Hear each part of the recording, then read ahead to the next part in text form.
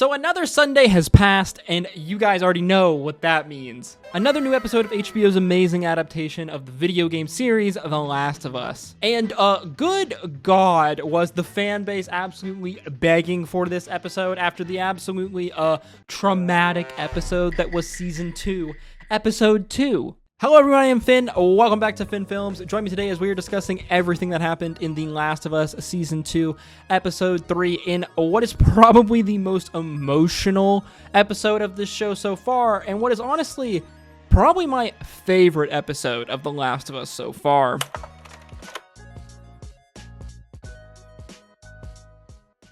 So last time on The Last of Us, Ellie and Jesse head out on patrol, the two of them getting caught up in a snowstorm. Meanwhile, Abby follows two riders, falling down a hill, awakening a massive horde of infected. After an insane chase, Abby is eventually saved by Joel and Dina, who were out on patrol, Abby convincing them to go to the lodge for safety and meet up with her team. The horde of infected veer off, heading towards Jackson, where a massive battle takes place. The infected breaching Jackson's walls, destroying much of the town and killing many people in the process, but ultimately the townsfolk would emerge victorious and alive to fight another day. Meanwhile, Abby double-crosses Joel, revealing who she is, taking him and Dina hostage at gunpoint. Abby, finally after 5 years, is able to get the revenge that she has been so desperately craving after the events that happened in Salt Lake City, as she shoots Joel in the knees with a shotgun and begins brutally beating him with a golf club. Ellie manages to track down Joel and Dina's horses, sneaking into the lodge, where she sees a horribly beaten Joel. Ellie is taken to the ground and can only watch on in horror as Abby brutally murders Joel. Episode 2 ending as a grief-stricken Ellie hauls Joel's body back to the broken town of Jackson. Episode 3 opens with Tommy sitting in a room filled with the dead of Jackson. We watch him slowly begin to clean a body, which through some very clever context clues we come to realize is Joel's. As we see that the body is wearing Joel's broken watch, the watch that Sarah got him for his birthday in the beginning of the Last of Us series, as we watch Tommy mourn the loss of his brother alone. Tommy eventually saying, "Give Sarah my love." Again, Sarah being Joel's daughter who died at the beginning of Last of Us Part 1. We flash over to the hospital where we see Ellie is being treated for her many injuries. We see that Ellie is in great pain. Not just physical though, but mental, as part of Ellie is still there in the lodge on that floor, watching Joel, her father figure, be murdered. Some time passes as we see the community of Jackson is beginning to be rebuilt, after the damage of the attack by the horde of the infected, though it still takes its toll on the minds of the many people. Ellie has finally recovered from her injuries and is medically cleared to leave, but first she must speak to the town therapist, Gail. Ellie is very obviously scarred mentally, psychologically, and who really wouldn't be after witnessing a loved one dying, especially in such a traumatic way that Abby killed Joel. But in classic Ellie fashion, she very much keeps her emotions extremely closely guarded. Give me a moment. It's really complicated, because, feelings. Gail then reveals what Joel said to her in the therapy session from episode 1, that Joel had been harboring some guilt in relation to Ellie, and specifically Joel's words, "I saved her." Ellie seemingly putting the pieces together about the events of Salt Lake and the Fireflies from the finale of season 1, but she can't say anything because at this point, Tommy is seemingly the only person left in the town who knows that she is immune to the infected. Ellie then finally gets cleared to leave the hospital. We get this really great scene of her walking down the hallway of the hospital as we see her expression slowly fade to one of happiness and joy to one of great grief. She heads back to their home. We see that the whole town is mourning the loss of Joel as she slowly makes her way through the home, finally heading into Joel's room. For the first time, we really get to see the grief on Ellie's face and in her emotions, as she opens a shoebox on Joel's bed, inside it being Joel's broken watch and his iconic 6-shot revolver. This scene being one of many that is amazingly mirrored almost one-to-one from the video game. Ellie wanders into Joel's closet, gripping one of his shirts as she breaks down in tears, crying, the emotions of losing her father-like figure finally overwhelming her. However, Ellie's grief is interrupted by Dina knocking at the door. Dina giving Ellie a peace offering of cookies, as she tells her that she was withholding information from her, as she gives her the names of Abby and the other Fireflies that belong to a group called WLF, or Wolf, this group running out of Seattle.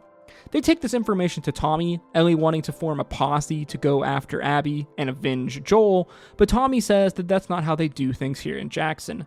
He supports Ellie, but she has to make a request at the council meeting in front of the entire town, in which the council members will then vote on it.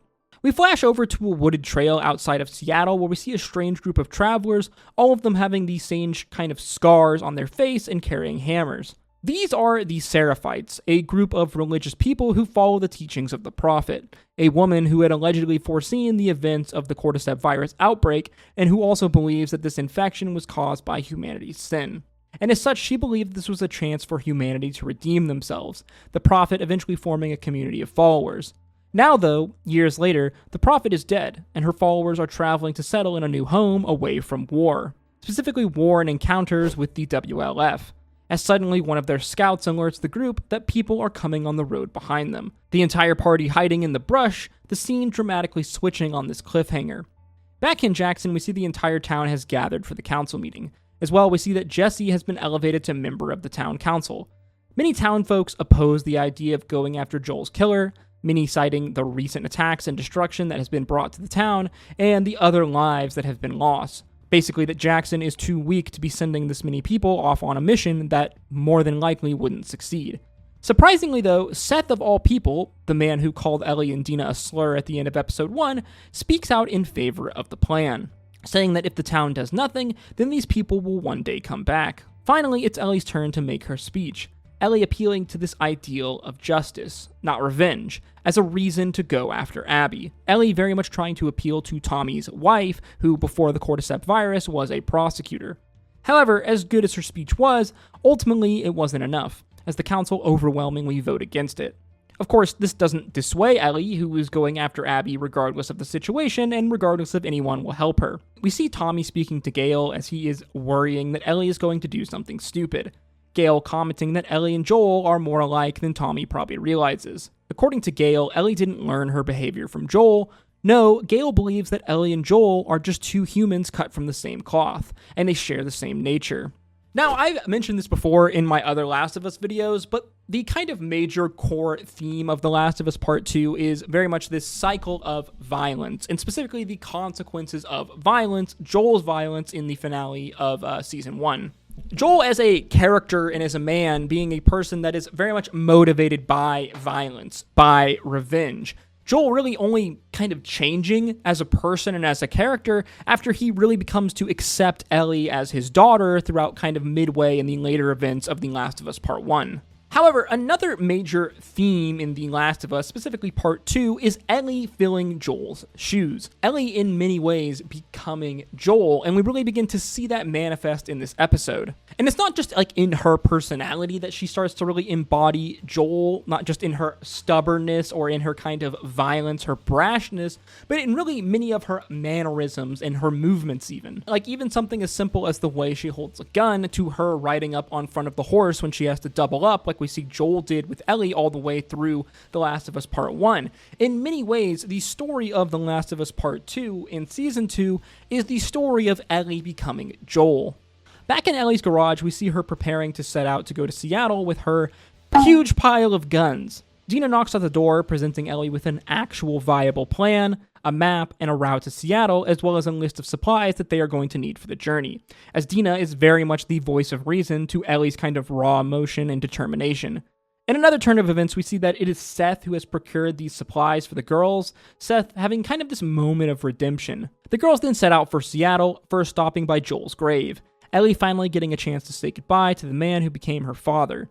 And honestly, it kind of felt like a scene that was meant for us, the audience, a scene for all of us to say goodbye to this amazing character. The two girls travel together in a scene that very much kind of parallels the travel scenes with Ellie and Joel in The Last of Us Part 1, this time though with Ellie and Dina. This kind of budding relationship between Dina and Ellie continuing to be teased.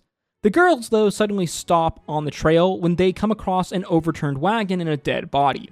Here they find the entire Seraphite group that we saw earlier on in the episode has been completely massacred, down to every woman and child.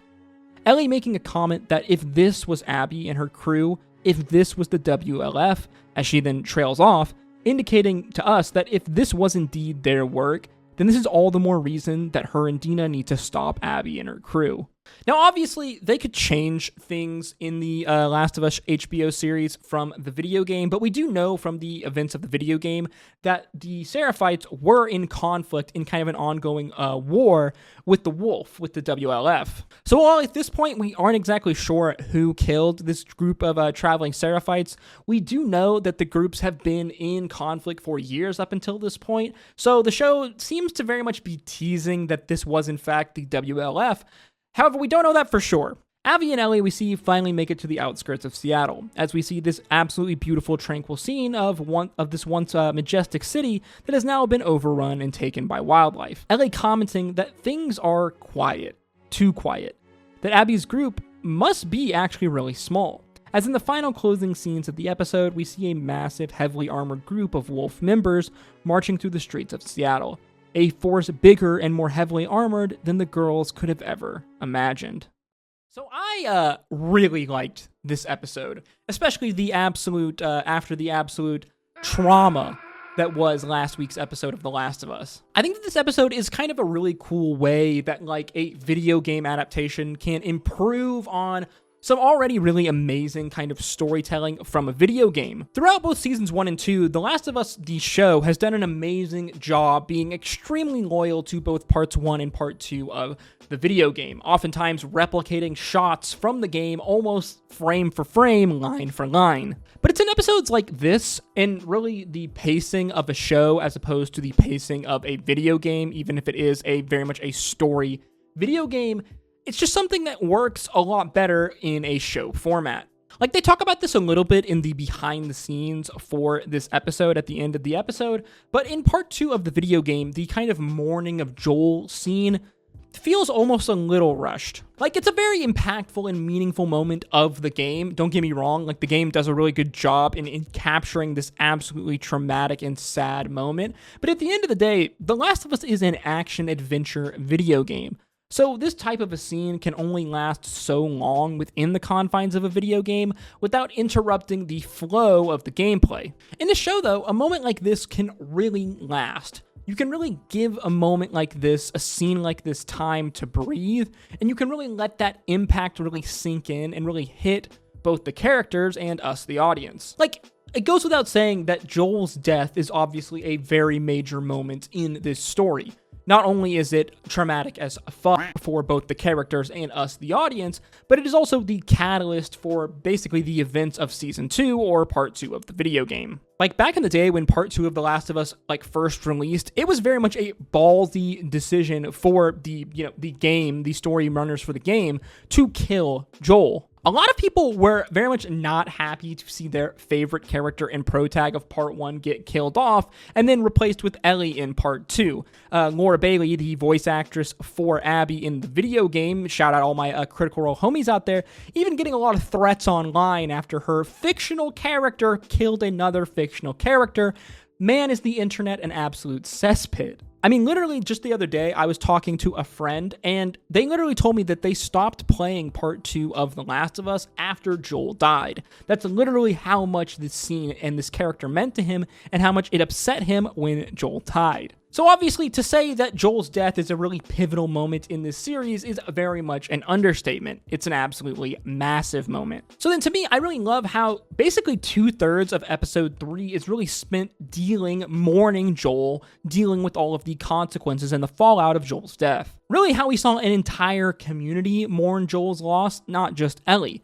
This type of thing really, to me, makes the world of The Last of Us feel so much more immersive. Again, I've talked about this so many times throughout my Last of Us videos so far, but The Last of Us Part 2 is very much a story about violence, about the cycle of violence, the Ouroboros of violence, if you will. How Joel's decision, his life of violence, and his decision to save Ellie in Season 1, the finale of Season 1, ultimately is what created the events for Season 2. It's what turned Abby from just this relatively normal 19-year-old girl into this woman absolutely hell-bent on murder and revenge. A woman capable of absolutely horrible things. This moment very much transforms Abby into this person. In many ways, Abby is justified for her actions for killing Joel. Though we absolutely hate her for it, if you really stop and think about it, she's extremely justified. The justified villain, the justified antagonist being one of my favorite archetypes in all of media. But it is Abby's unwillingness to turn the other cheek, to offer forgiveness to Joel, that ultimately creates the story of The Last of Us Part 2. Ellie witnessing the murder of Joel in such a violent and horrible way is ultimately what sends her on her quest and is the story of The Last of Us Part 2. It's what changes Ellie forever. It turns her into this person that we almost don't even recognize. It's really this moment that sets her on this kind of path to really embodying the character of Joel. As, you know, for much of The Last of Us Part 1, Joel is this hyper-violent, very hard, very cold man. So then now it is Ellie who must grapple with this circle of violence, this, question of, do I forgive this person who did this absolutely horrible and traumatic thing? I mean, they even tease out this kind of idea, this theme in this episode when this character steps up in the town hall meeting, talking about the virtues of forgiveness. Him even saying, I'm not a Christian, but I always took this idea of turning the other cheek, of offering forgiveness, something that was very important. It's what separates, normal, good people from potentially bad people. And this is really the kind of thing, the major theme that Ellie grapples with, that really The Last of Us Part 2 as a story overall grapples with. And God, can I not wait to see the rest of this season and this show play out, because it is absolutely fantastic. Let me know in the comment section down below, what did you think of The Last of Us Season 2, Episode 3? Did you like this episode as much as I did? Let me know in the comment section. As always, guys, if you did enjoy this video, learn something new, please make sure you like, comment, and subscribe, as that is the easiest way to support me, and it really does go a long way in putting this video into the algorithm. If you did like this video, then want to check out some of my other content on screen now, like this video right up here, over why I think The Last of Us is probably the best video game adaptation show ever made. Once again, guys, thank you again for continuing to watch my stuff and support me. It really does mean a lot to me. As always, I hope to see you in the next one. Stay safe out there, guys. Until next time, peace, love, adieu.